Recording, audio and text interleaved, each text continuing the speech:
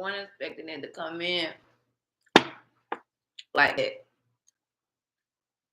I mean, I was wanting to eat some cookies before it came on. What up, y'all? It's your girl Azurite N Trapppland, coming to you live from Las Vegas. And yeah, I watched my Oxum video, and I got my PJs on, about to get in the shower and go to bed. But I had some more messages come through.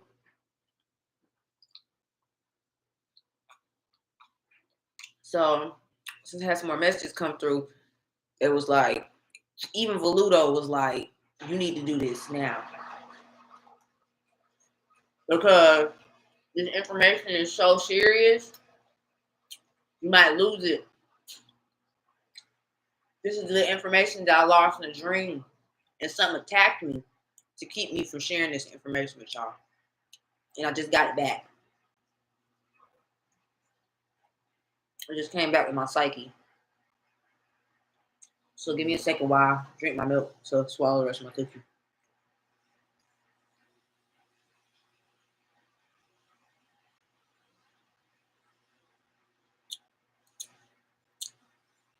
I don't know about y'all, but milk and cookies taste good. I don't normally drink milk. Like, this is my first time having regular milk in a long time, but milk and cookies taste good. It's almost like Christmas. Yeah, and I got my Christmas outfit on. I don't even celebrate Christmas, y'all. I really don't. All right, y'all. Excuse my loud dryer in the background. I'm drying my comforter so I can get, I'm taking a really good sleep tonight. All right, y'all. So let's get right on into this thing, man. I got a lot of information that came in through this reading. All right, so let's just jump straight into the main thing they want me to talk about. So the main thing they want me to talk about is this Fashion Week, Nigeria, Lagos, Nigeria Fashion Week. It happened on October 30th, 2019. I don't remember the host's name off the top of my head, but from what I looked like, he was a queer guy. I don't know how that works out because, again, Nigeria don't like queer people. But this queer guy was the host. I'm making this alleged, but he seemed like he was a queer guy, and he was the host of the Lagos Nigeria Fashion Week. Oh shoot, my bracelet keeps smacking. All right, I'm gonna put this down for the time being until I finish shuffling these cards because I don't want to break my bracelet. That bracelet is very rare. It's pure quartz. This was given to me as a gift by someone. So I don't want to break it. All right, cool. So, yeah. So this Fashion Week happened on October 30th, 2019. I don't know what time it did. It happened at. I have to go and do some more further research to get the time. Of course, it's going to be based on the time in Nigeria, which they're in a different time zone than I am in Las Vegas. So I had to convert the time zones to know what the time would have been here on that date. 2019, October 30th. I was living in Las Vegas when this took place. I wonder what I was smoking around that time. I'm going to have to look on Trapppland to see if I have anything posted. I was feeling, if I wasn't smoking that, that's what contributed to this reading. Y'all, I had this strain I was smoking called Key Lime Pie. I bought this strain to help me heal from my ex-girlfriend. My ex-girlfriend is a fashion designer.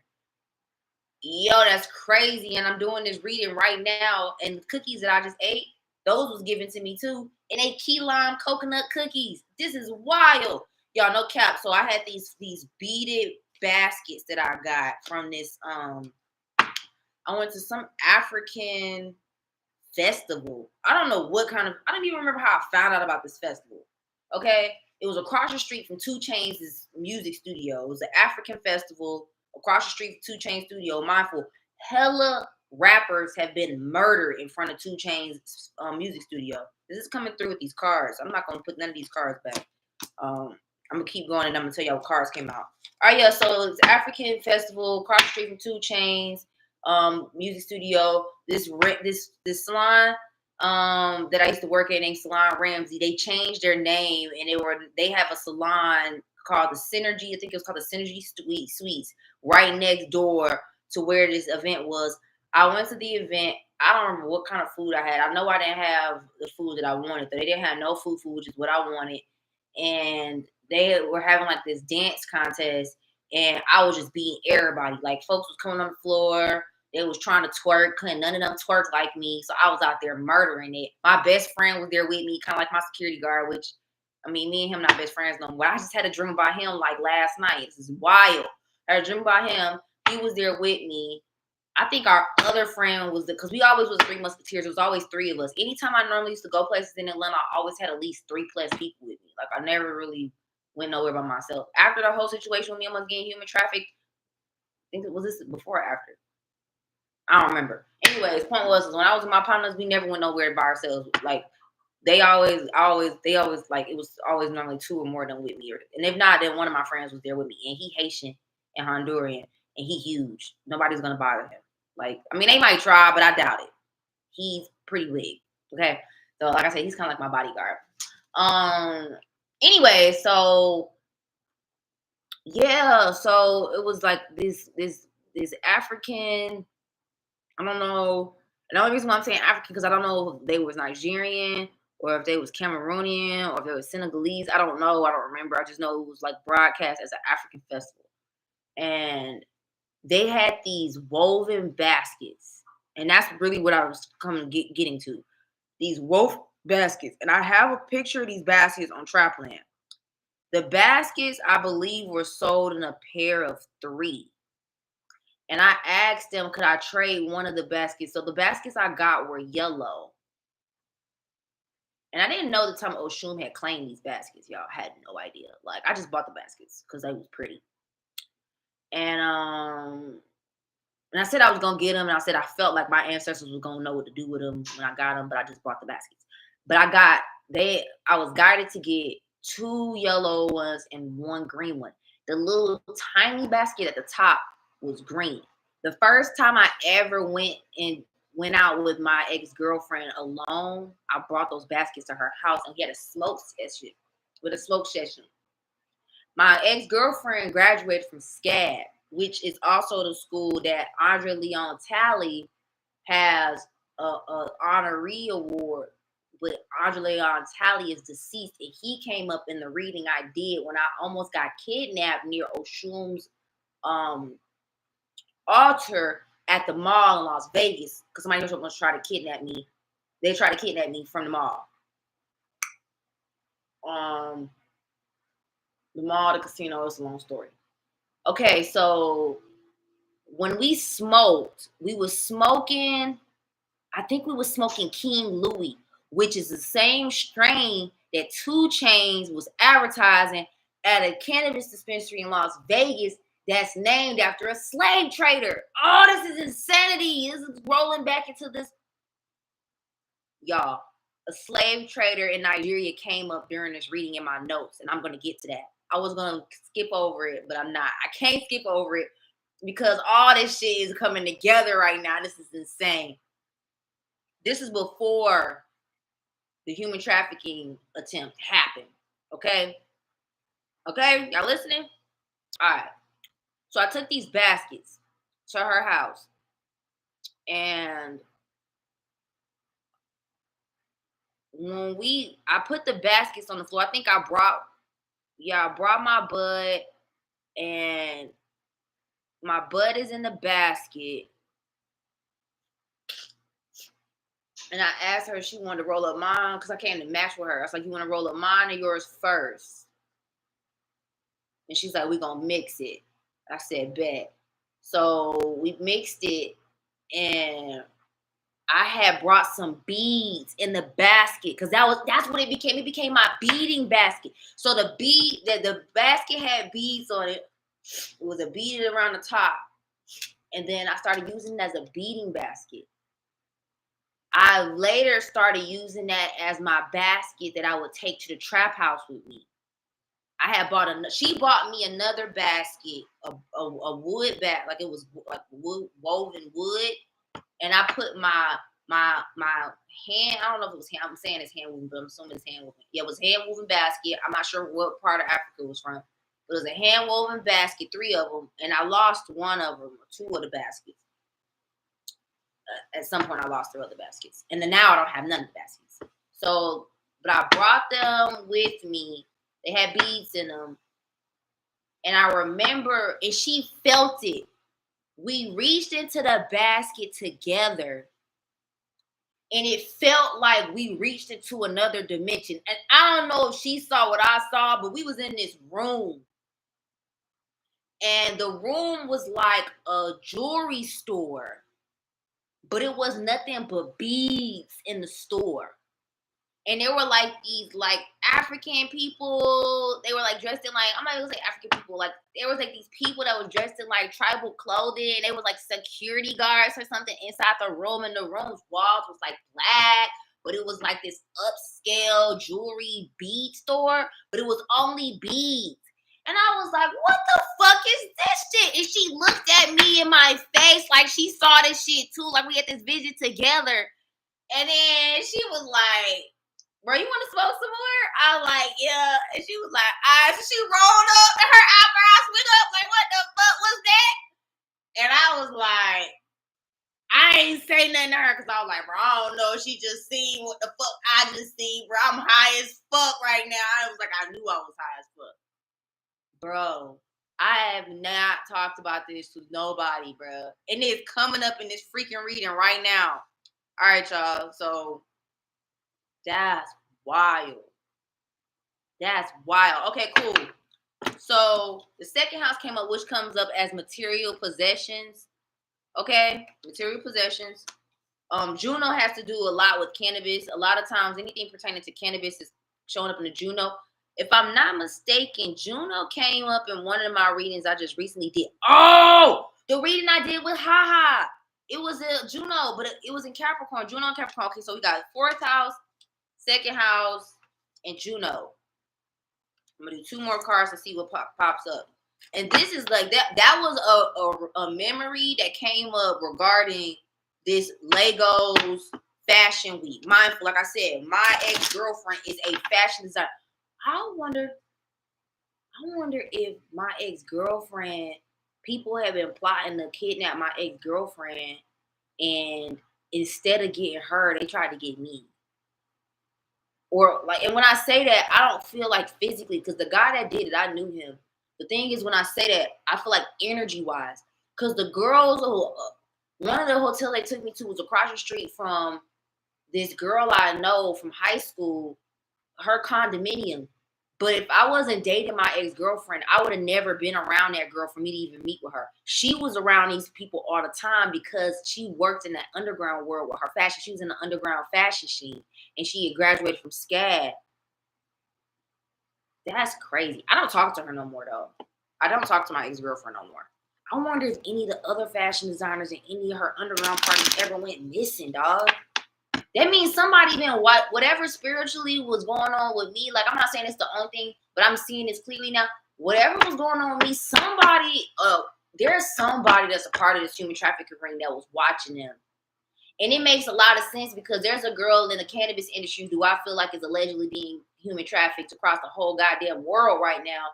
And she's around those people. She did a video at the A3C festival in Atlanta. And A3C Festival was who was sponsoring some of these underground fashion show parties that we was having in Atlanta. It was weird. It was A3C was sponsoring the parties. Heineken is sponsoring the Legos Fashion Week. There was some liquor store, some liquor brand that sponsored one of the A3C after party underground fashion show parties that we went through. And it was like through like 3 different clubs off in Atlanta off Edgewood. And that whole thing that popped off, the last time I had seen I ain't gonna say his name. I almost said his name. I said part of it. Last time I seen this one guy from, why am I not saying his name? There's this guy named Khan who's Nigerian. He had one of his shows on Edgewood, and that's where they was having. Yo. This shit is craziness. The slave trader who came up before I even started diving into this memory about her being a fashion designer, he was a shoemaker. And he became famous in Nigeria. He was an Igbo man. He got famous for selling slaves. And he used his slave money to build all kind of stuff in Nigeria. Schools, hospitals. He built basically whole cities off of slave money in Nigeria. Last quarter moon.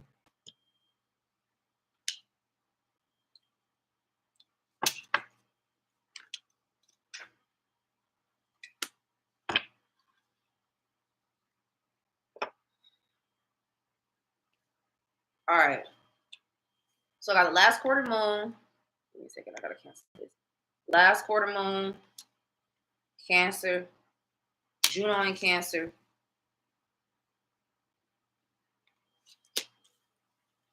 Second house, fourth house. All right, y'all. I haven't pulled the chart up for this reading yet. I just straight up went on to going into doing the live. So let me go ahead and pull this up.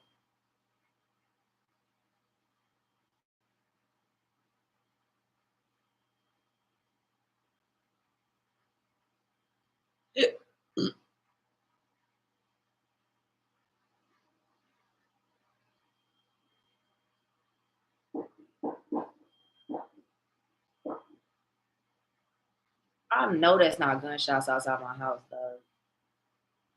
And I'm not about to take myself outside to see if it was. That shit was loud as fuck. It was like 4 of them motherfuckers right outside my house. Shit, I'm gonna find out in a minute. All right, Legos Fashion Week. I can't let that distract me. 2019. Legos, Nigeria. Ain't that sad that I'm so desensitized? I just right now I'm in the middle of doing this reading. I cannot let that distract me. Ain't no gunshots come through the door. I mean through the window, thankfully, and I don't need that to. So we just gonna keep going. All right, cool. Let me see.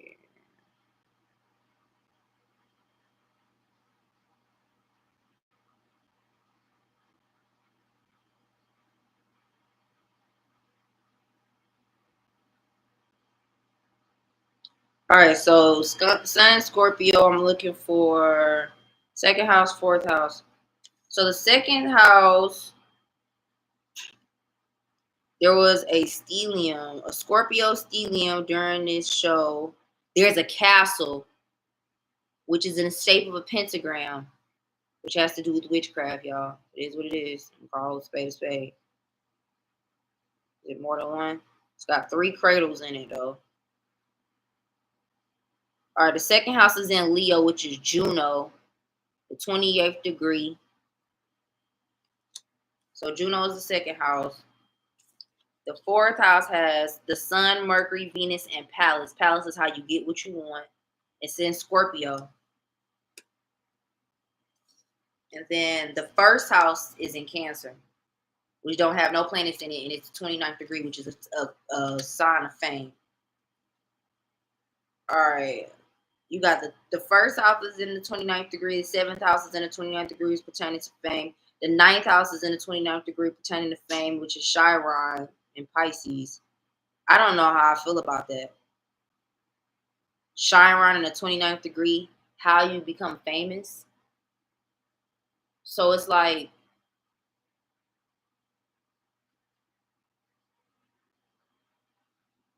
I feel like people use slavery to become famous. Chiron has to do with the wounded warrior. Um,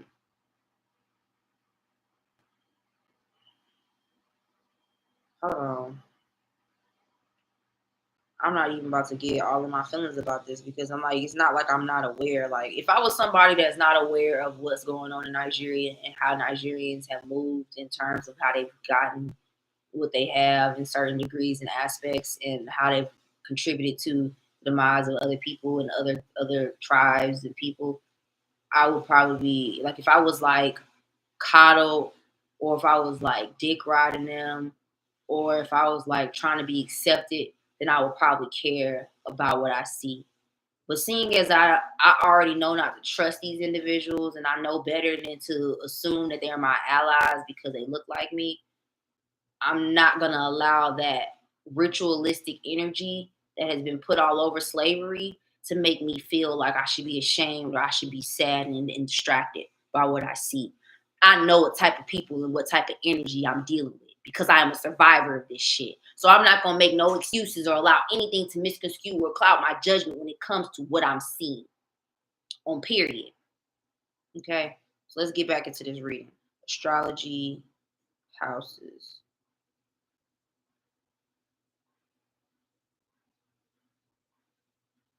All right.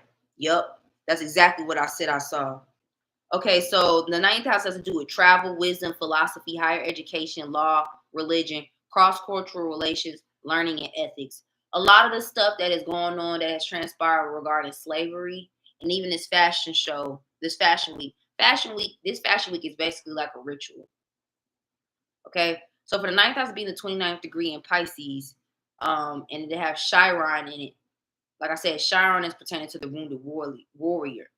A lot of the individuals that I was looking up that were the descendants of slave traders, their family moved their money over to Europe, to the UK. This has allowed them to be able to, like, if you notice that a lot of Nigerians come to America to travel here to get a higher education.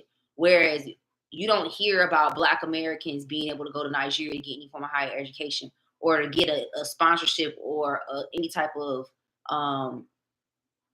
like scholarship to go get a higher level education unless they go as like a football player, a basketball player, or something like that. But you hear a lot of Nigerians coming to America and going to all types of schools and all with no problem to get all type of higher level education. Move here with higher level education. Even their leaders come here to get higher level education to go back to rule their countries or to go rule other countries at the expense of this entire country of America being built on the backs of my ancestors who were descendants of slaves.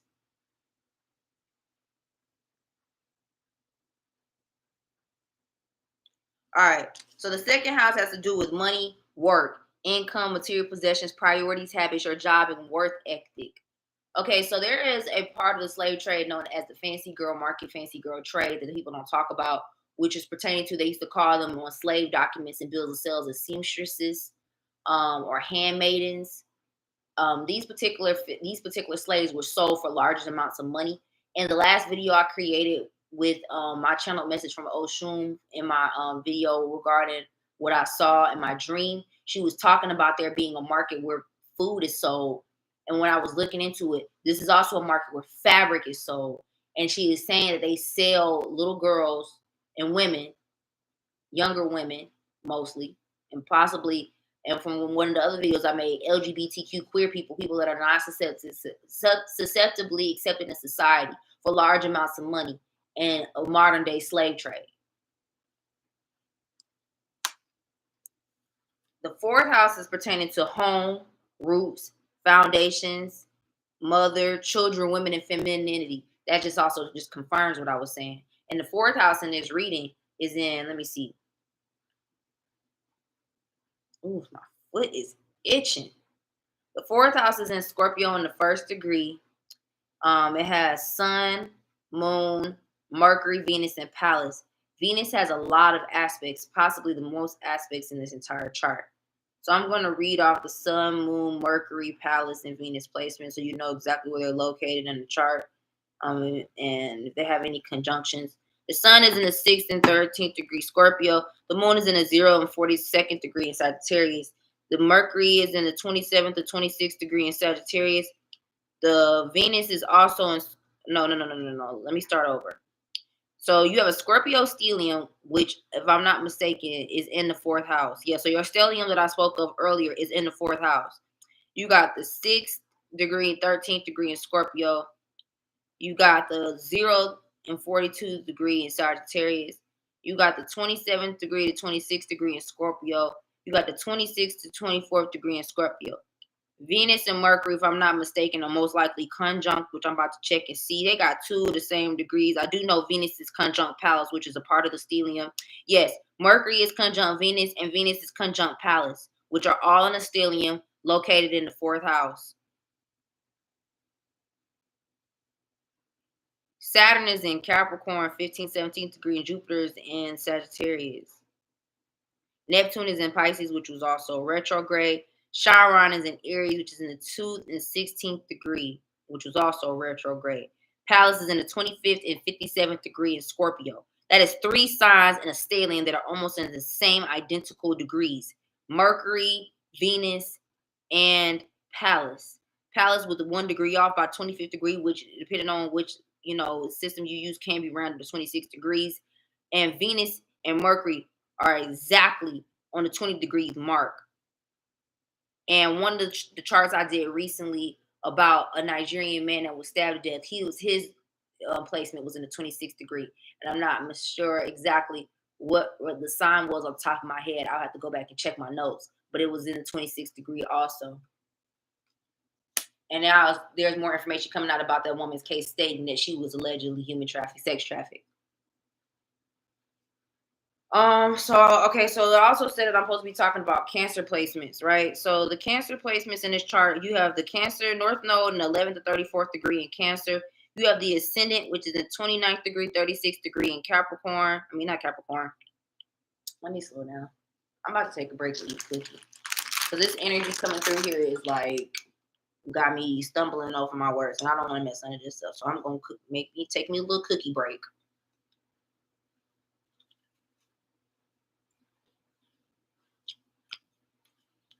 This is me healing my inner child while I'm doing this.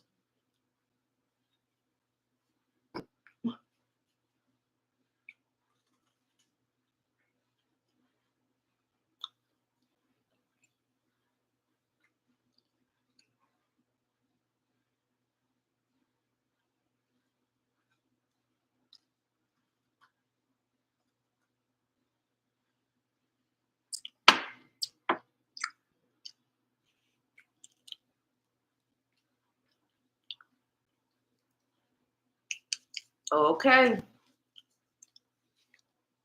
I'm back, y'all. All right. So I've got the North Node in the 11th and 34th degree in Cancer in retrograde. True Node in the 10th degree, 26th degree in Cancer in retrograde. The Ascendant in the 29th degree, 36th degree in Cancer. And those are all the immediate placements that are in Cancer. And then, like I said prior, I'll tell you which other ones. You have a grand triangle that is with the moon in the 0th degree Sagittarius, Ascendant in 29th degree Cancer, Chiron in the 2nd degree Aries, Mercury in the 27th degree Scorpio, Venus in the 26th degree Scorpio. The Ascendant is also apparent in a castle placement that creates an upside to the right castle, which is in the shape of a pentagram, which is the moon is in Sagittarius, Ascendant in the Cancer 29th degree, Chiron in the 2nd degree Aries, Mercury in the 27th degree Scorpio, Venus in the 26th degree Scorpio, Descendant in the 29th degree Capricorn, Juno in the 28th degree Virgo. When I went to go find that, Legos Fashion Week has their own YouTube channel. I found a video of a fashion designer who's now located in Mali, where she has her fashion designers or the people that make her clothes. She has them hand pick, hand grow, hand cotton gin, the cotton, and then make clothes out of it. And she had them on the runway. I'm not making this up. And this was a part of Fashion Week in Lagos. I'll tell you what year it was and what day.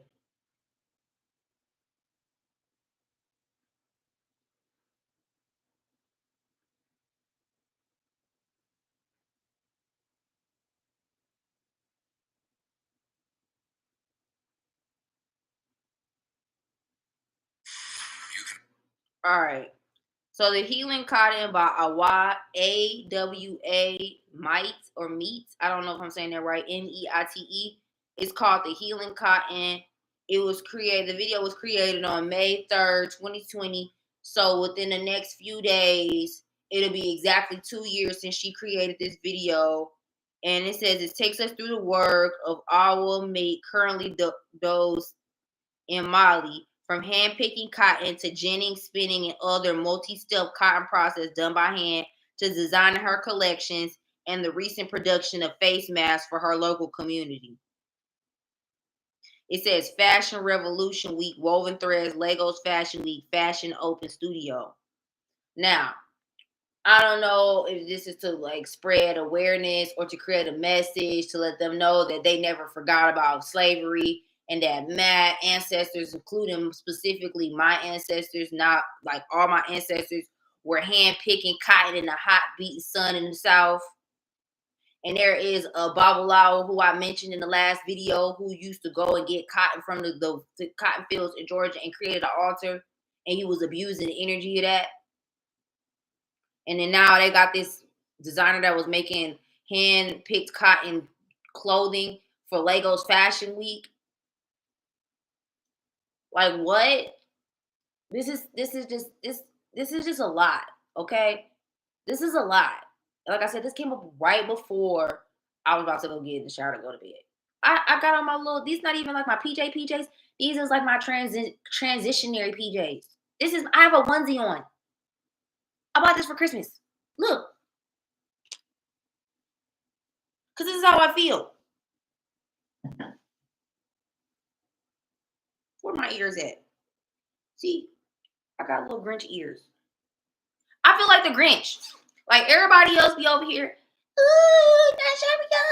I'm so excited. And then I be over here like, y'all, so when the fuck y'all gonna talk about the slave shit though? When y'all go, here I am, the Grinch that stole Christmas, Nigeria's Christmas. Here I am, and I got my present, and here's my present. These cards from my ancestors. So we like,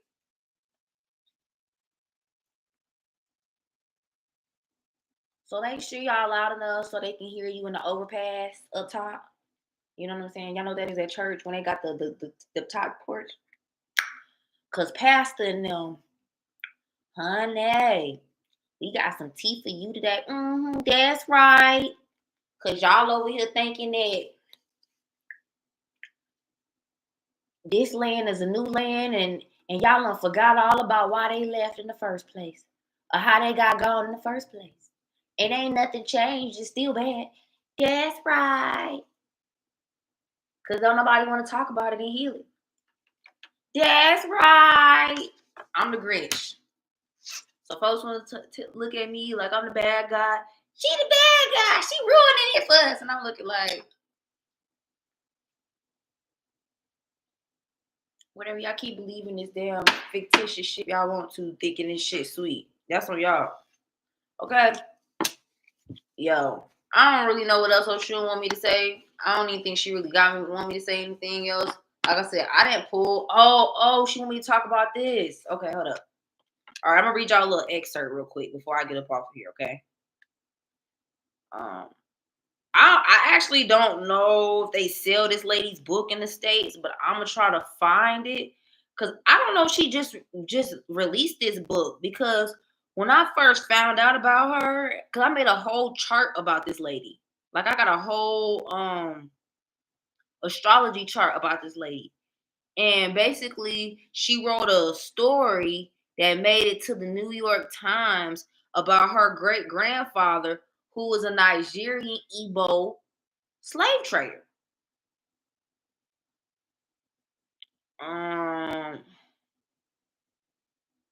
Yeah, so she released this book in 2018, but it wasn't showing this book when I didn't see this book when I first found out about her. So I don't know if it wasn't available in the US. Maybe it wasn't available in the US. Okay, but it's available now. So yeah, the New Yorker is where it's available. It says, and I'm gonna put this link below. I'm just gonna read a little part of it because it's too much for me to just read all of it. Honestly, I don't know if I can email this lady. I want her to write a book about him. I want her to write a whole, like this excerpt. This ain't enough. I want her to write a whole book about her life. I want her to write a whole book about who this man is and everything I don't even know. I want to interview this lady. I'm gonna be honest with you. Because the people that try to human traffic me, they claim they were part of the Igbo tribe. And this lady is saying that her great grandfather was an Igbo slave trader. And my ex-girlfriend, who I was living with and was dating, was a fashion designer. And I almost got human trafficked right after me and her broke up and I moved out of her house. Okay, so I want y'all to be honest. And her family is from Georgia, and her family they now own the land that they were slaves on.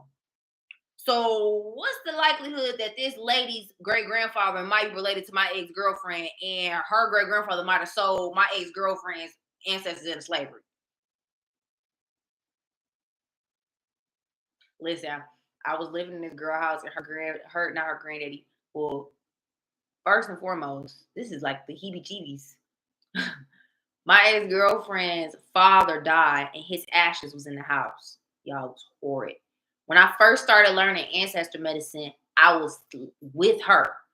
And the lady was basically telling me I couldn't be around her dad's ashes because her daddy was domestic violent. And him being in that house with my history, with my grandfather and other people in my family being domestic violent.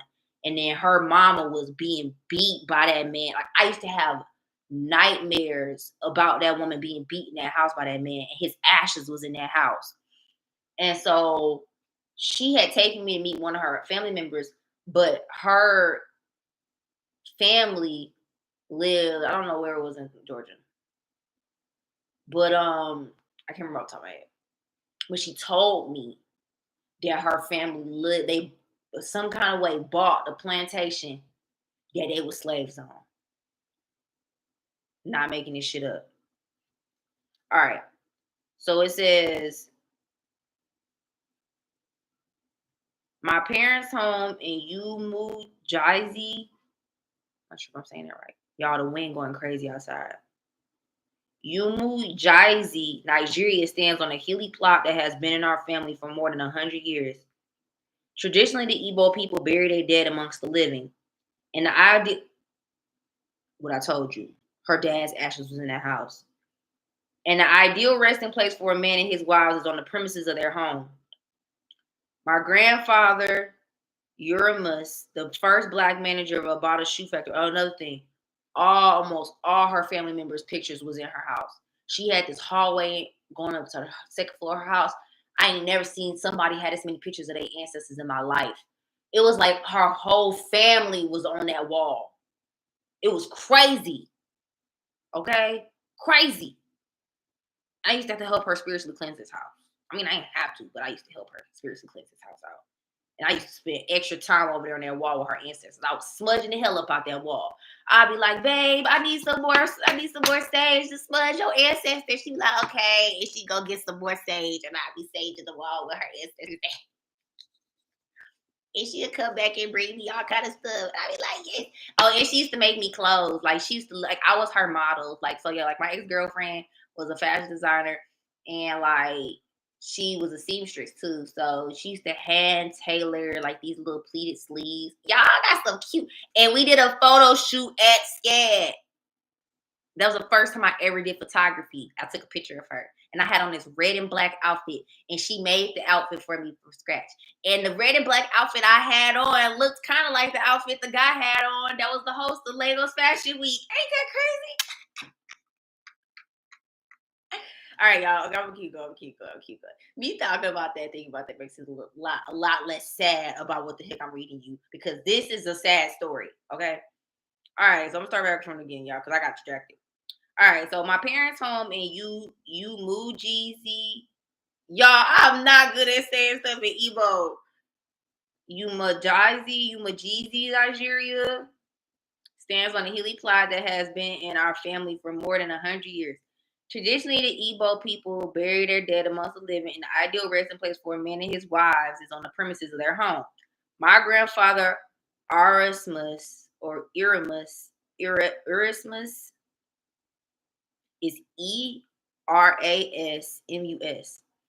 the first black manager of a Bata shoe store in Aba, is buried under what is not a living visitor's living room. My grandmother Helen, who helped establish a local church, is buried near the study. My umbilical cord is buried on the grounds, as are those of my 4 siblings. My eldest brother, Namandi, was born while my parents were studying in England. And in the early 1970s, my father, Chukwuma, Chukwuma, preserved a dried umbilical cord and 18 months later brought it to bury it at the front gate. Down the hill near the river in an area now overrun by bush is the grave of my most celebrated ancestor. My great grandfather, Numwabani Ogogo Oriaku. Yeah, I be sounding like I be saying stuff in Japanese, not in Igbo. Nuambani Ogogo. Well, first of all, in my defense, I have Asian siblings. So the only other language I've really heard spoken around me on a consistent basis are Asian languages. So it would make sense if I see something that looks similar to an Asian language, I'm going to try to say it like that. Not saying it's right that I'm saying it like this, but I'm just saying in my defense.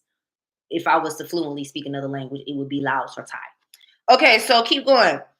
Okay, so it says his name was Nuwabani, so Nwabani, Ogogo, was a slave trader who gained power and wealth by selling other Africans across the Atlantic. I know I'm slaughtering this man's name.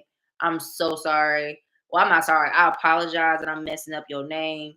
Even though you weren't that great of a person, I still have respect for people's names. He was a renowned trader, my father told me proudly. This is not the first time I've heard Igbo people be proud of their ancestors being slaves. I was on Clubhouse and they were talking about Igbo history. There was this man that lives in LA and he was basically letting me know that his great-great-grandfather was one of the most known slave traders in all of Igbo, all of Nigeria. And he was saying that he was trying to fight his family, the I think he said the Irish or somebody, to get the remainder of his body, his great grandfather's remains, so they could bury him. But he lived in L.A. and he was giving all these hints about who he know, and he was talking about he was coming to Las Vegas. This was before I moved to Las Vegas. He's like, yeah, I'll be out in Las Vegas hanging out or whatever the heck his ass said. Oh shoot! I just realized that he said he would be in Vegas. He be in Vegas, and he was talking about how he be in the cannabis space. Yo, and I told y'all somebody tried to kidnap me in Vegas. And not long before that, there was a Nigerian woman who's from the UK, which is where that said, I hope you get kidnapped and killed lying on Nigerians. I ain't saying these people is related. I'm just saying some dots is connecting spiritually of how and why motherfuckers been mad and coming for me while I've been back. All right, anyways, it says he was a renowned trader. My father told me proudly he dealt in palm produce and human beings.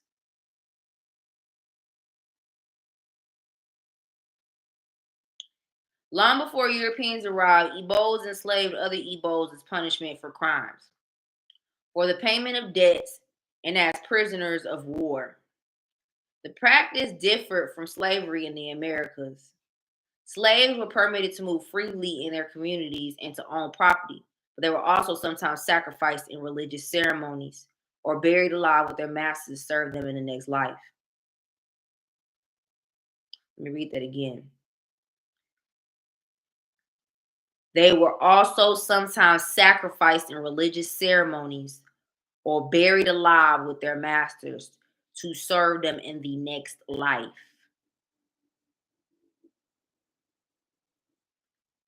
When the transatlantic slave trade began in the 15th century, the demand for slaves spiked. Igbo's traders began kidnapping people from distant villages. Sometimes a family would sell off a disgraced relative, a practice that Ijoma Okoro, a professor of Igbo history at the University of Nigeria in Lusaka, likens to the shipping of British convicts to the penal colonies in Australia. I had a woman on another platform that was Nigerian. She lived in Australia. She was trying to attack me and come for me, and I don't even know her. Like, I don't know her. As soon as I came into the space, she started trying to attack me, calling me a dusty Black American woman and shit. Like, I don't understand this. People would say, let them go. I don't want to see them again. Between the 15th and 19th centuries, nearly 1.5 million Igbo slaves were sent across the Middle Passage. All right, y'all. So I ain't gonna go no more further than that. But she did start talking about like the fame and the wealth that she acquired by her family acquired by selling human bodies. It was an obscene amount of status and fortune that they were acquiring by selling people. Um,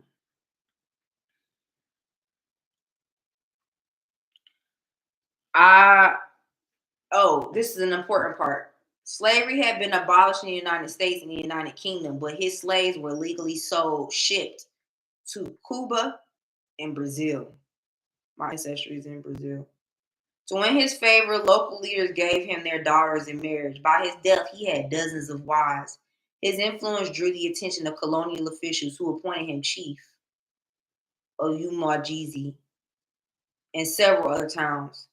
He presided over court cases and set up churches and schools. Presided. You know what kind of problems that is for a slave trader to have their hands in the court system in Nigeria? Churches too, and schools. You control what's being taught. You control what any type of justice that can happen. So that means that would also signify why human trafficking is such a huge problem in Nigeria and nobody's doing anything about it because the slave traders built the court system. He built a guest house on the land where my parents' home now stands and hosted British dignitaries. To inform him of their impending arrival and verify their identities, guests sent him envelopes containing locks of their Caucasian hair. Funeral rites for a distinguished Igbo man traditionally included the slaying of livestock, usually as many cows as his family can afford. Her great grandfather was so esteemed that when he died, a leopard was killed, and 6 slaves were buried alive with him. 6 slaves were buried alive with him that will serve him in the next life. My family inherited his canvas shoes, and when she said canvas shoes, they used to make shoes out of human skin. I know this because I study slave history very intensely, very intently. They used to make sofas out of the hair. They used to make jewelry out of teeth. And they used to make leather that resembled cowhide, but it was made out of human flesh, which he wore at a time when few Nigerians owned footwear. So imagine that you're wearing human fleshed skin shoes, and most Nigerians don't even own shoes. And the chains of his slaves, which were so heavy that as a child my father could hardly lift them. Throughout my upbringing, my relatives gleefully recounted his exploits. When I was about 8, my father took me to see the row of uba trees where my great grandfather kept his slaves chained up. In the 1960s, a family friend who taught history at a university in the UK saw my great grandfather, her great grandfather's name mentioned in a textbook about the slave trade. Even my cousins who lived abroad learned that we had made it into the history books. I really want to know what his history book name is and where I can get one.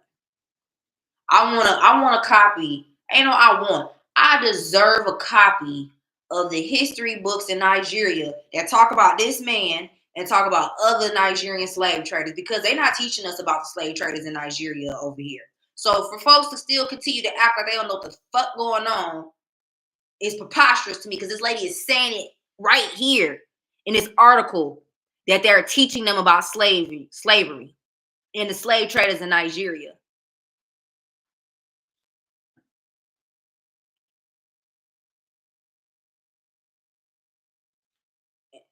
Last year, I traveled from Abuja, where I live, to Umajizi for my parents' 46th wedding anniversary. My father is the oldest man in his generation and the head of our extended family. One morning, a man arrived at our gate from a distant Anglican church that was celebrating its centenary. Its record showed her great grandfather had given an armed escort to the first missionaries in the region, a trio known as the Cookery Brothers, to ensure their safety. The man invited my father to receive an award. After the man left, my father sat in his favorite armchair among a group of his grandchildren and told stories about his what they gave. He had given an armed escort to the first missionaries in the region. How would he have access to give an armed escort if he's deceased? Which means y'all must have a farm of slaves at y'all disposal that are available at any point in time. This makes no sense to me. Are you not ashamed of what he did? I asked. I could never be ashamed of him. He said, irritated. Why should I be? His business was legitimate at the time. He was respected by everyone around. My father is a lawyer and a human rights activist who has spent much of his life challenging government abuses in southeast Nigeria. He sometimes had to flee our home to avoid being arrested, but his pride in his family was unwavering. Not everyone could summon the courage to be a slave trader, he said. You had to have some boldness in you. Is anything y'all hear anything else wrong with that? Her father is a human rights activist, but his dad or granddaddy was a slave trader, and he has no problem with that. But you a human rights activist. My father succeeded in transmitting to me just stories, but also pride in his life. During my school days, a friend asked the meaning of my surname. I gave her a narrative instead of a translation. But in the past decade, I felt a growing sense of unease. African intellectuals tend to blame the West for the slave trade, but I knew that white traders couldn't have loaded their ships without help from Africans like my great grandfather. I read arguments for paying reparations to descendants of American slaves and wondered whether someone might soon expect my family to contribute. Other members of my generation felt similarly unsettled. My cousin Chidi, who grew up in England, was 12 years older when he visited Nigeria and asked our uncle the meaning of our surname.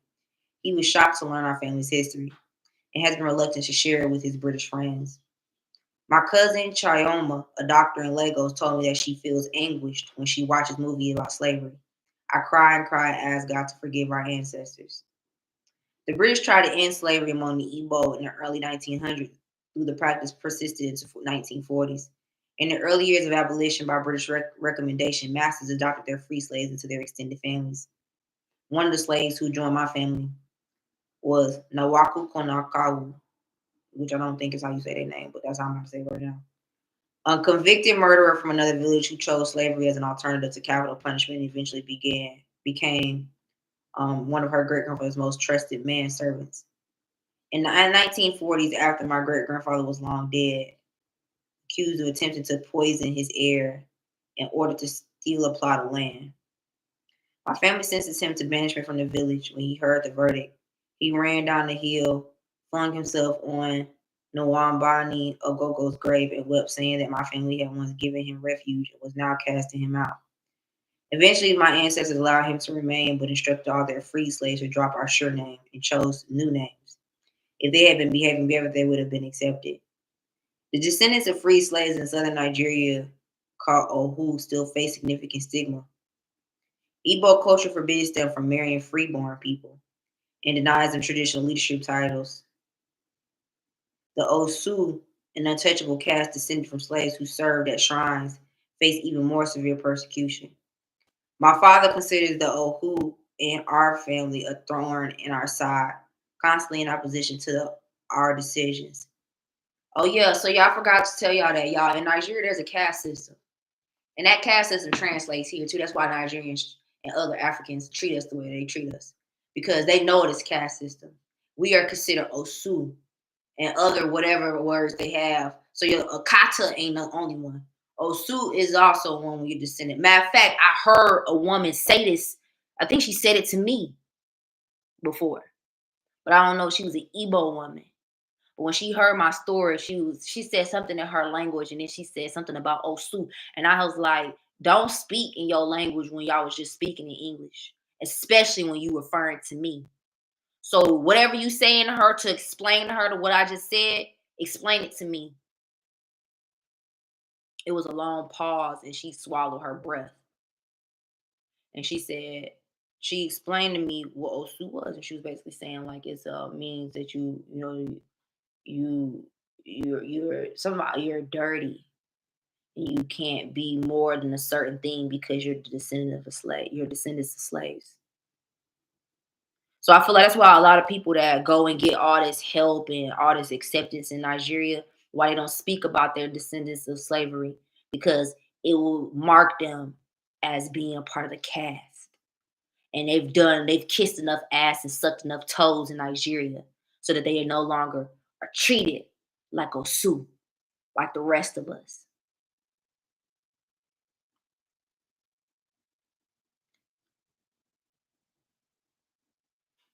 He said no matter how much money they have, they still have a slave mentality. My friend Hugo, whose family had a similar disagreement with its Ohu members, told me the destination is coming from all these people with borrowed blood. I first became aware of the Ohu when I attended boarding school. I was interested in discover that another new student's family came from Umajuzi, though she told me that they hardly ever visited home. It seemed from our conversation that we might be related, not as an unusual discovery in a large family, but exciting nonetheless.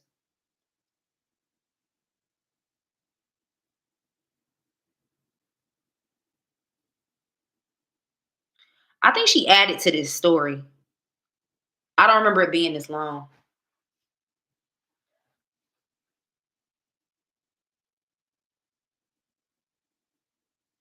So she says, I know communities where people of slaves' descent have become affluent and have started demanding the right to hold positions.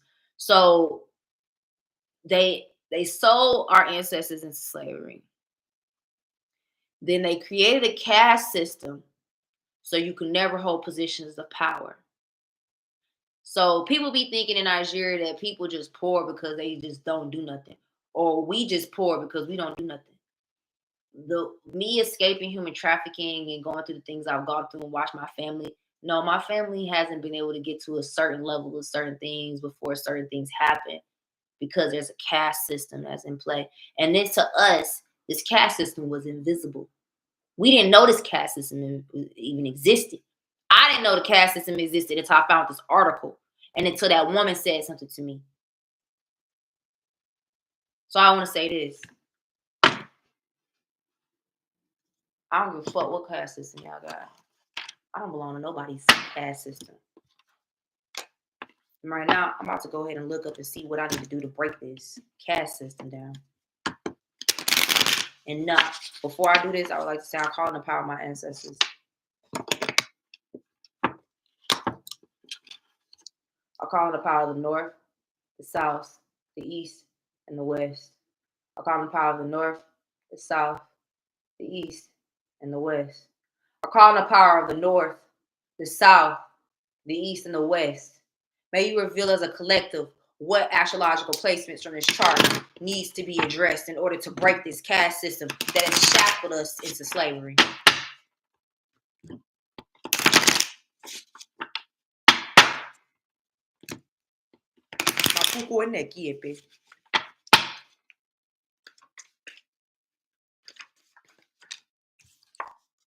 Lilith.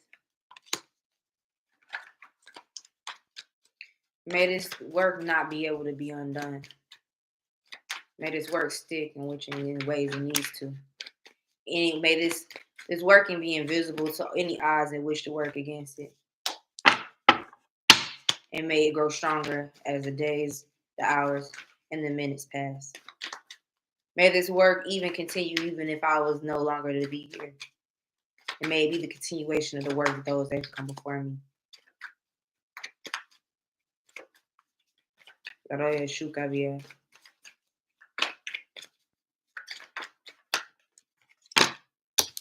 Ascendant.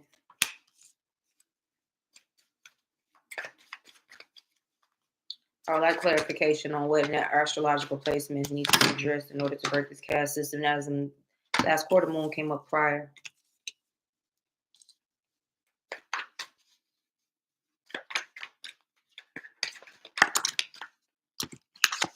Pluto.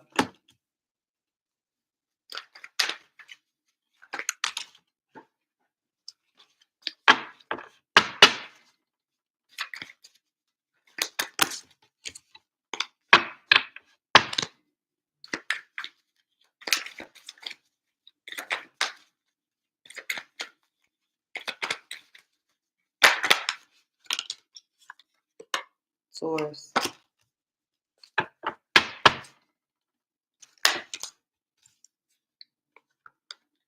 Third house.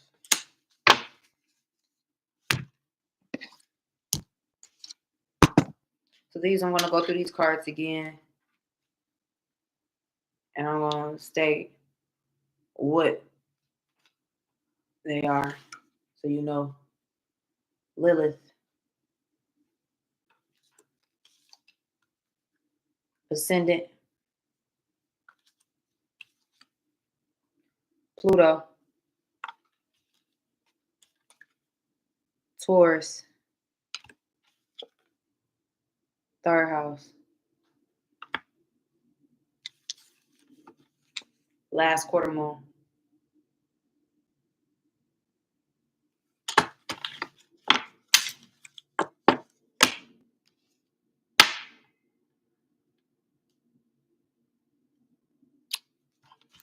The train is going by.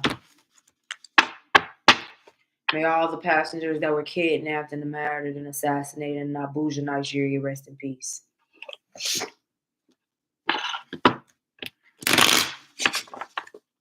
And may the trains that I see and that are around me in my homeland, as well as that in which I have traveled to do this work, be serious, safe, and secure also.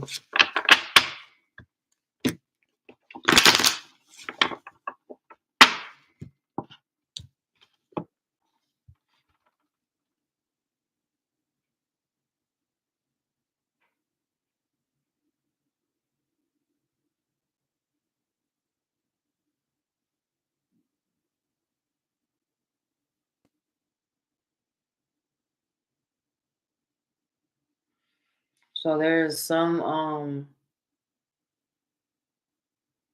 amulet made with a human head to a particular deity that allowed the slave trader to have power over white colonists.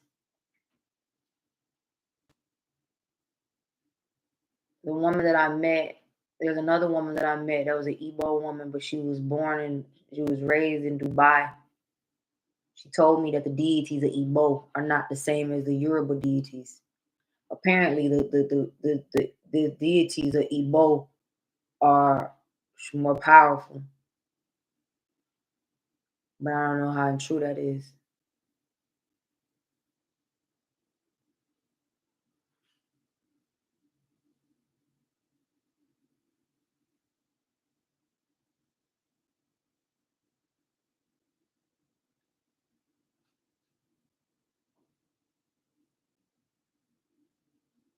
This goes along with what I said in the video before. She spoke about a river and she spoke about sacrificing children. This particular deity is supposed to be the guardian of the yams for the Igbo people. And then they call the head inside of the amulet to control the white colonists. It's the name of the children.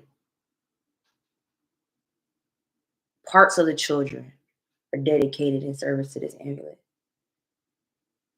Which also reminds me of a particular amulet that I know of. It was called the Hand of Glory, and it was supposed to be one of the most powerful amulets that slave master used to keep. And it was the hand of a slave. They would dry it out, and it was said to immobilize, paralyze anything they came into contact with. Apparently, they would make an amulet with a head, and it was similar, but I don't know what kind of rituals or whatever was used to do this. Y'all, it's like the more I look into this, the darker this stuff gets. And I mean, maybe this is why some people just be like, I don't want to deal with this.